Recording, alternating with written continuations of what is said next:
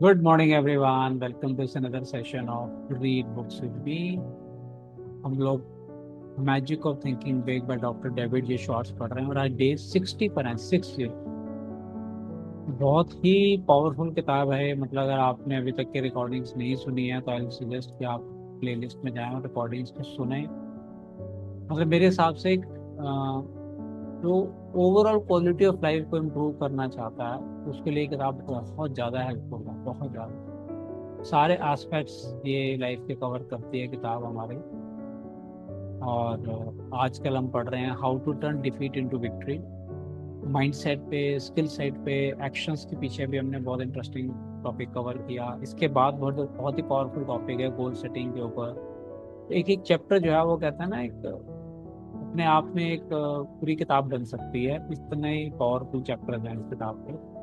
I love reading this book. मेरी समझ seventh at time reading है ये वाली किताब। हाँ, मैं इसको पढ़ा और मैंने इसमें काफ़ी सारी चीज़ें अपनी लाइफ में अप्लाई करके इसके रिजल्ट्स भी इंजॉय किए। तो हम कंटिन्यू करते हैं डे 60 में। और कल हमने जो लास्ट में पढ़ा था कि भाई जितने भी सक्सेसफुल लोग हैं उन लोगों को भी डिफीट्स मिली हैं। ऐसा नहीं है कि वो they were born with silver spoon, but उन्होंने सरेंडर नहीं किया। ये डिफरेंस है।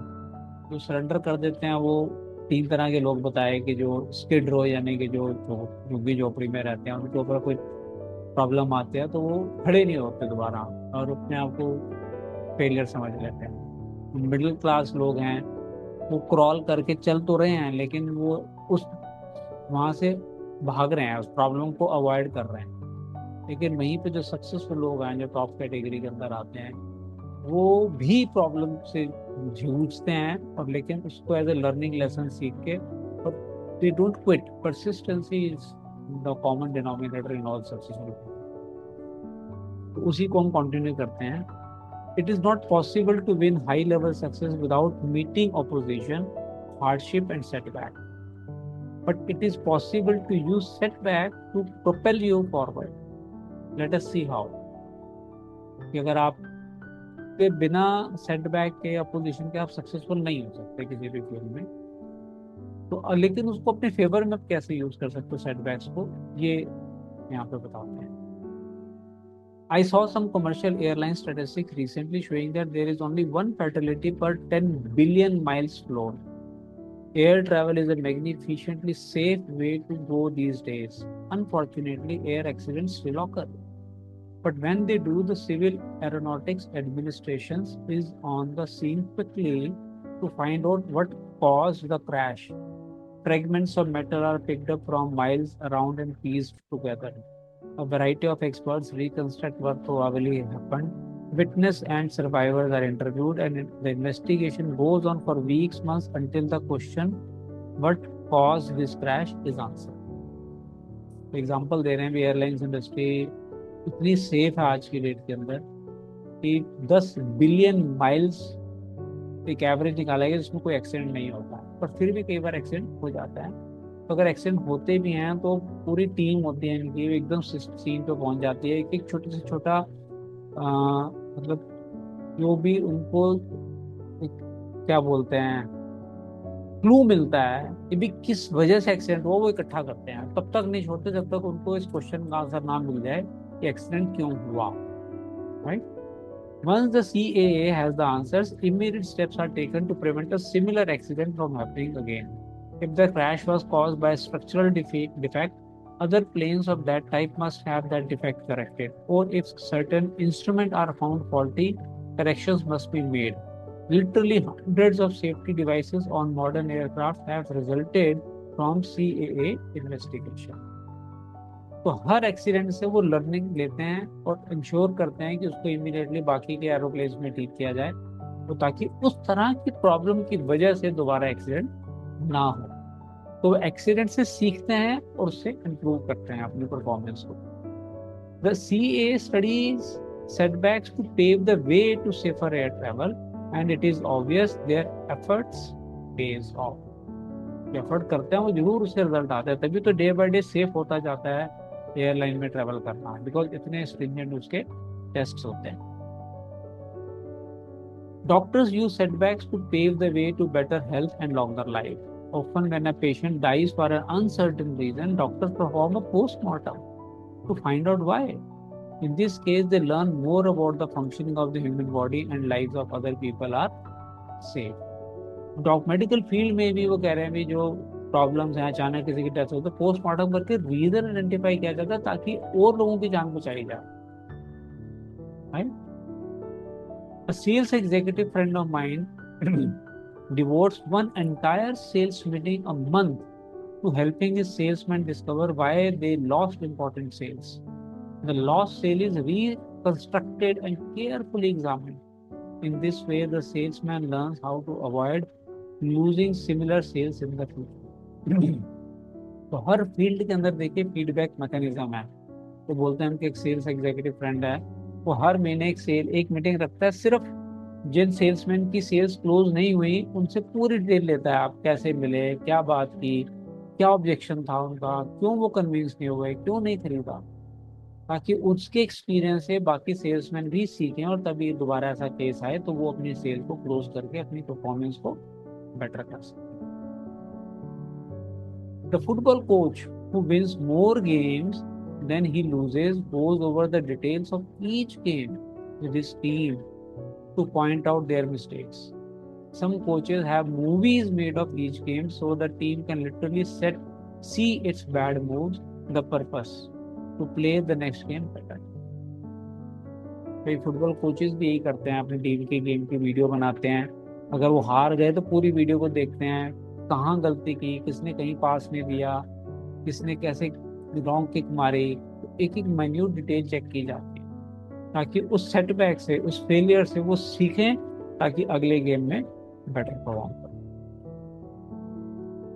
CA officials, successful sales executives, physicians, football coaches and professionals in every field follow this success principle. क्या है सक्सेस प्रिंसिपल? ध्यान से सुनिए। Salvage something from every setback. कुछ ना कुछ तो निकाल लो, जो भी सेटबैक आ गया उसमें से क्या निकाल सकते हैं, ढूंढो क्या बचा सकते हैं, तो जिससे हम सीखें और आगे के लिए इस गलती को दोहराने से बचें। When a setback hits us personally, our first impulse is often to become so emotionally upset that we fail to learn the lesson. कहते भी ज्यादातर लोग गलती क्या करते हैं, इतने अपसेट हो जाते हैं कि वो उससे लेसन नहीं सीखते और बस इमोशनली डाउन फील करेंगे, रोते ही रहेंगे कि मेरे साथ क्यों हो गया, मेरे साथ ही क्यों होता है, अरे भैया जो हुआ उससे सीखो आगे बढ़ने के लिए। Professors know that a student's reaction to a failing grade provides a clue to his success potential. When I was a professor at Wayne State University in Detroit some years ago, I had no choice but to turn in a failing grade for a graduating senior. This was a real blow to the student. He had already made graduation plans and cancelling was embarrassing. He was left with two alternatives: retake and pass the course and receive his degree at a later graduation, or quit school without earning a degree. अब author कह रहा है कि मैं खुद professor हूँ और एक बारी ऐसा हो कि फाइनल ईयर के स्टूडेंट को मुझे फेल करना पड़ा, और जो अपनी ग्रेजुएशन सेरेमनी की पार्टी भी प्लान कर चुका था उसको लगा पास हो ही जाऊंगा, लेकिन फेल हो गया वो। कहते दो ही ऑप्शन थे उसके पास, या तो पेपर दोबारा दे, पास हो और डिफरेंट ग्रेजुएशन सेरेमनी में ग्रेजुएशन की डिग्री रिसीव करे, या अभी स्कूल मतलब कॉलेज को छोड़ दे डिग्री के बिना। दो ऑप्शन उस बच्चे के पास थे। I expected that the student would be disappointed, perhaps even somewhat belligerent, when he learned of his setback. I was right. After I explained that his work was far below passing standard, the student admitted that he had not put forth the serious effort in the course. अब होता कह रहे कि मुझे उम्मीद थी कि बच्चे को जब बताऊंगा तो परेशान तो बहुत होगा और लड़ेगा भी मेरे से कि आपने मुझे फेल कैसे कर दिया। तो कहते यही हुआ, बच्चा आया, मैंने उसको बोला, उसने एडमिट किया सबसे पहले तो बच्चे ने कि हाँ भी मुझे जितना एफर्ट करना चाहिए था मैं उतना सिंसियरली नहीं पढ़ा इस एग्जाम के लिए। But he continued, my pass record is at least average, can't you consider this. पहले पेपरों में देखो तो मैं एवरेज नंबर लेके पास हुआ ही हूँ ना, उसके बेसिस पे पास कर दो, क्यों मेरा साल खराब करते हो आप। लेकिन ऑथर तो ऑथर है। I pointed out that I could not because we measure performance one course at a time. I added that rigid academic codes prohibited changing grades for any reason other than an honest mistake on the part of the professor. मेरे भी अब number हम नहीं आपको बढ़ा सकते because process ही नहीं है हमें, हमारा अपना एक प्रोटोकॉल है प्रोफेसर्स के लिए भी, तो उस हिसाब से हम नंबर, अगर कैलकुलेशन मिस्टेक हो गई नंबरों में, टोटलिंग में गलती होगी तो बढ़ा दूंगा, अदरवाइज मैं नहीं बढ़ा सकता. Then the student, realizing that all avenues toward a grade change were closed, became quite angry. Professor, he said, I could name 50 people in this city who have succeeded in a big way without taking this course or even knowing about it. What is so blasted important about this course? Why should a few bad marks in one course keep me from getting my degree? Thank God, he added, they don't look at things on the outside, they look like you professors do. बच्चा देखो, अब जब उसको पता लगा कि ये तो मारेगा नहीं प्रोफेसर आराम से, तो उनको रीजनिंग देने लगा कि सर देखिए बाहर कितने ऐसे सक्सेसफुल लोग हैं जिन्होंने कभी कोर्स किया ही नहीं है, पता ही नहीं उनके इस कोर्स के बारे में, क्या वैल्यू है इस कोर्स के मार्केट में अगर हम लेके जाएं इस डिग्री को, तो जिसके लिए आपने इतना बड़ा एक हाइप क्रिएट कर दिया भी ये करो वो करो. तो ये कहना चाह रहा था भी दे दो ये डिग्री, इतने कौन सी बहुत बड़ी 30 मार्क का डिग्री है, बाहर को इसको वैल्यू नहीं करता. After that remarks I pause for about 45 seconds. बहुत इंटरेस्टिंग लाइन है, ध्यान से देखिए आपके बड़े काम आएगी. ब्रैकेट में ऑथर लिखते हैं, I have learn that when you have been sniped at, बिल्कुल निशाना एकदम एग्जैक्ट आपके ऊपर अगर होता ना जब, तो जो आपको क्रिटिसाइज किया जाता है हार्श वे के अंदर. One fine way to prevent a war of words is to take a long pause before answering.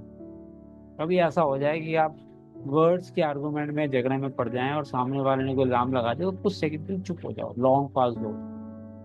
45 second is a long pause. उसके बाद ये बोलना शुरू किया. Then I said to my student friend, much of what you say is true.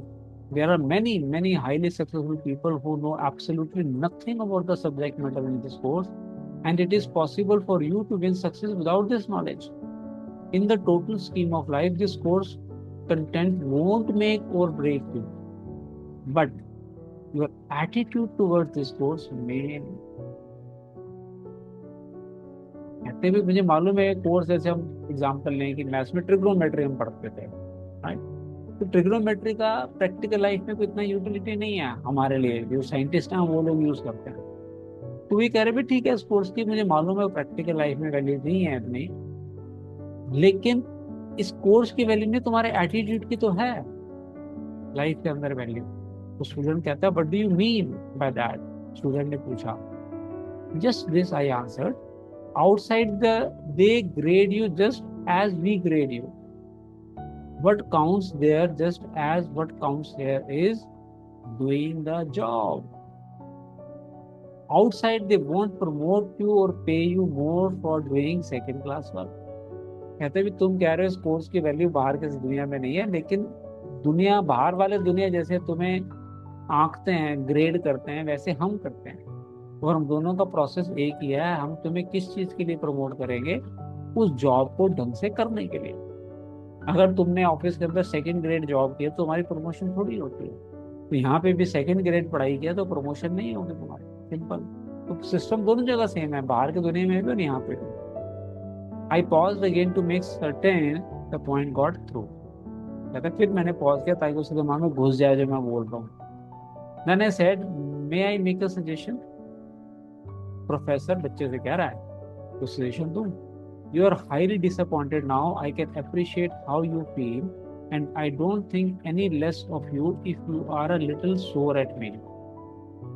अगर आज तुम मेरे से थोड़ा गुस्सा भी हो तब भी मैं तुम्हारे बारे में तुम्हें कम नहीं आंक रहा हूँ, तुम्हारे बारे में गलत नहीं सोच रहा हूँ.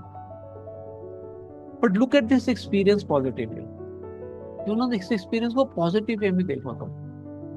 There is a tremendously important lesson here. If you don't produce, you don't get where you want to go. ये लाइन पढ़ने वाली है दोबारा. If you don't produce, you don't get where you want to go. तुम जहाँ जाना चाहते हो वहां पहुंच ही नहीं पाओगे जब तक तुम उसके लिए रिजल्ट प्रोड्यूस नहीं करोगे. Learn this lesson, and 5 years from now, you will regard it as one of the most profitable lessons you learned in all the time you invested in. तो इस लेसन को अगर तुमने सीख लिया तो 5 साल बाद लाइफ में तो हो गया यार, वो जो लेसन मैंने सीखा था वो लाइफ में मुझे बहुत बढ़िया लेसन मैंने सीखा। फिर मुझे ध्यान आ रहा है जब मैं सीए कर रहा था तो most of I used to be very average student during my school days. मुझे लगता नहीं था कि मेरे जैसा एवरेज बच्चा भी सीए कर सकता। तो जो इंटर का फर्स्ट ग्रुप मैंने दिया मैं फेल हो गया। और मैं बड़ा खुश हुआ, सच्ची बता रहा हूँ मैं आपको, बहुत खुश हुआ। क्यों? मुझे लगा यार अच्छा मैं फेल हो गया, मेरे कई सब्जेक्ट्स की प्रॉपर प्रिपरेशन ही नहीं हुई थी। तो मैंने कहा मेरी फाउंडेशन वीक रह जाती। और मैंने जब दोबारा उसके लिए तैयारी की तो उसके अंदर जो मैंने सीखा वो आज भी मेरे प्रोफेशन मुझे काम आता है। Can you imagine, after 91 November attempt मैंने क्लियर किया था 92। आज देखिए 2025 हो गया, ऑलमोस्ट 33 साल हो गए। 33 साल बाद भी उस समय का जो मैंने एंट्रीज डालनी सीखी अकाउंटिंग के अंदर, बेसिक एंट्री कैसे करते हैं, जनरल एंट्रीज, वो आज भी मुझे काम आती है क्लाइंट के साथ डील करते। तो आपकी लर्निंग वेस्ट नहीं जाती कभी भी। I was glad when I learned a few days later that this student had re-enrolled for the course. This time he passed with flying colors.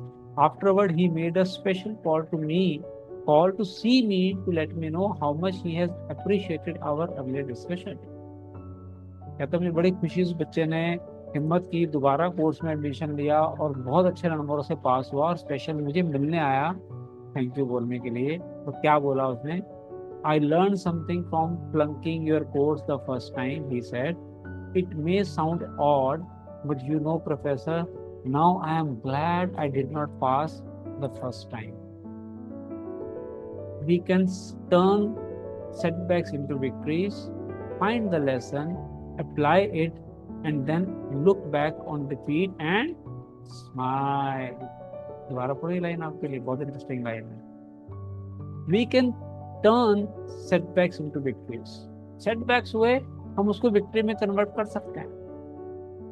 Find the lesson, सीखो क्या lesson देते हैं ये failure मुझे। बिकॉज मैंने पढ़ रहा था कि there is no word like failure, it is always feedback.